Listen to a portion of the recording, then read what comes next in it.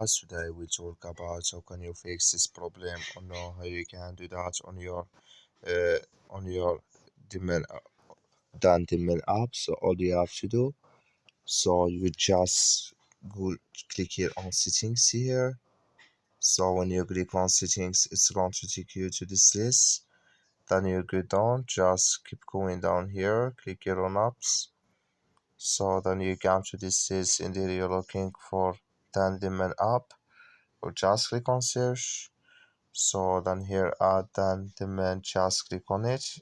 So then you come to this list here, click here on force stop, click here on OK, then you go down, just click on storage, come to storage list here, just click on clear cache. Then all you have to do, just go to your Play Store, click here on Play Store here, and here you search for then the main, it's going to show for you like this.